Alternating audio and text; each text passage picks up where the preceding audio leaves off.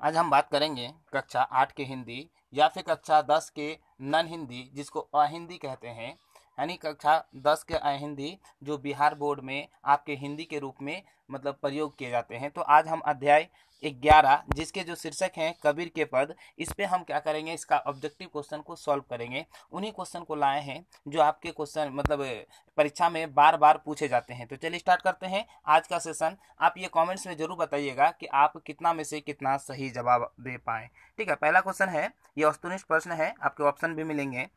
पहला प्रश्न है, कबीर के पदों की महत्ता इस अर्थ में खास तौर पर उल्लेखनीय है कि उनका भाव बोध न सिर्फ तत्कालीन समय से जुड़ता है बल्कि उनकी उपादेयता यथावत है।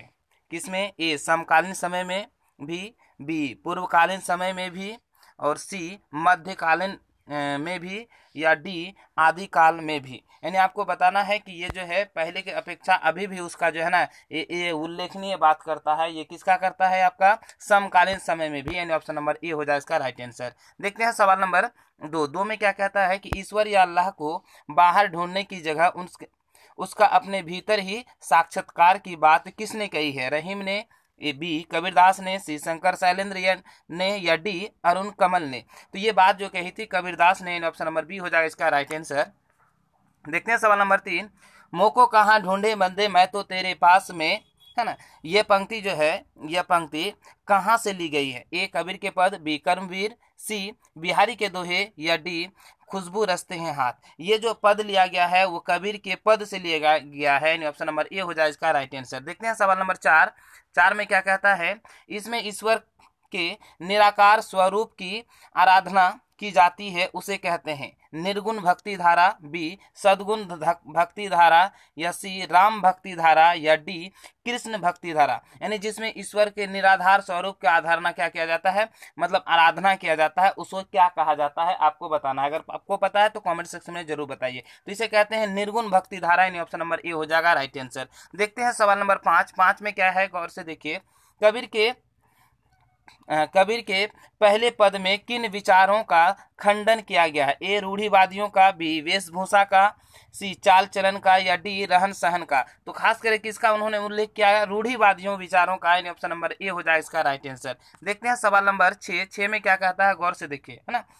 कबीर ने बाह्य आडंबरों का एवं व्यर्थ अनुष्ठानों पर क्या किया?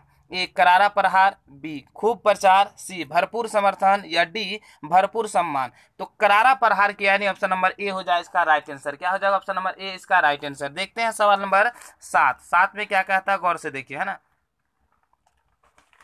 मोको कहाँ ढूंढे बंदे मैं तो, है ना। मोको का अर्थ मतलब कहा गया है, ए शैतान को, बी भगवान को, सी इंसान को, या डी नादान को। ये मोको जो कहा गया खुद इंसान अपने आप को कहा गया है, यानी इसका जो सही आंसर हो जाएगा ऑप्शन नंबर क्या हो जाएगा? सी हो जाएगा राइट आंसर। क्या हो जाएगा आपका? ऑप्शन नंबर इसका सी हो जाएगा 7 नंबर का। ठीक है, देखते हैं सवाल नंबर 8 में क्या कहता है, गौर से देखिए, है ना।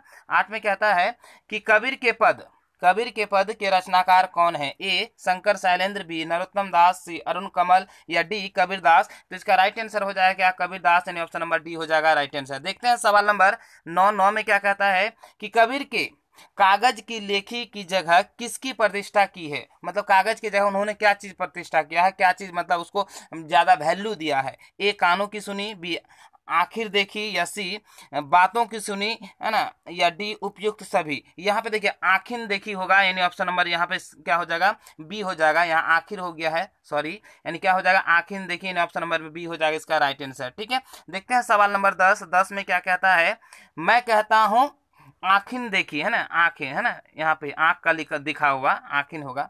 देखी तू कहता है कागज की लेखी पंक्ति उद्घृष्ट है, मतलब किससे लिया गया है ना। तो ए कबीर के पद से, बी पीपल से, सी कर्मवीर से, या डी बिहारी के दोहे से। तो आपको बताना है इसका राइट आंसर क्या हो जाएगा। इसका राइट आंसर हो जाएगा कबीर के पद, यानी ऑप्शन नंबर ए हो जाएगा राइट आंसर। देखते हैं सवाल नंबर 11 में क्या कहता है कि कागज का अर्थ होता है ए पृथ्वी, बी कलम, सी स्याही, या डी कागज, है ना। तो यहाँ पे क्या हो जाएगा? कागज हो जाएगा। क्या हो जाएगा? ऑप्शन नंबर डी हो जाएगा राइट आंसर। देखते हैं सवाल नंबर आपका 12 में क्या कहता है, भक्ति काल की कवि हैं? ए गोपाल सिंह नेपाली, बी अरुण कमल, सी बिहारी, या डी कबीरदास। तो भक्ति काल के जो कवि माना गया हो, किसको माना गया है? कबीरदास को माना गया है ना। यानी ऑप्शन नंबर डी हो जाएगा राइट आंसर। देखते हैं सवाल नंबर 13 में क्या कहता है। मोको का अर्थ है ए उसका, बी इसका, सी मुझको, या डी तुम्हारा। तो इसका राइट आंसर हो जाएगा मुझको, यानी ऑप्शन नंबर सी हो जाएगा राइट आंसर। देखते हैं सवाल नंबर 14 में क्या कहता है। तेरा मेरा मनवा कैसे एक होई रे, यह पंक्ति की मतलब किस कविता की है? ए पीपल, बी सुदामा चरित्र, सी झांसी की रानी, या डी कबीर के पद। तो इसका राइट आंसर हो जाएगा क्या? कबीर के पद। ऑप्शन नंबर डी हो जाएगा राइट आंसर। इस तरह से हमारा 14 प्रश्न इस अध्याय का समाप्त होता है। यदि आपको हमारा वीडियो पसंद आए तो लाइक करें और ज्यादा से ज्यादा लोगों तक शेयर करें। हाँ, चैनल को में अगर नए हैं तो चैनल को सब्सक्राइब करना ना भूलें और बगल में जो बेल आइकन है उसे जरूर दबाएं, ताकि जब भी हम वीडियो बनाए सबसे पहले नोटिफिकेशन आप तक जरूर पहुंचे। तो चलिए आज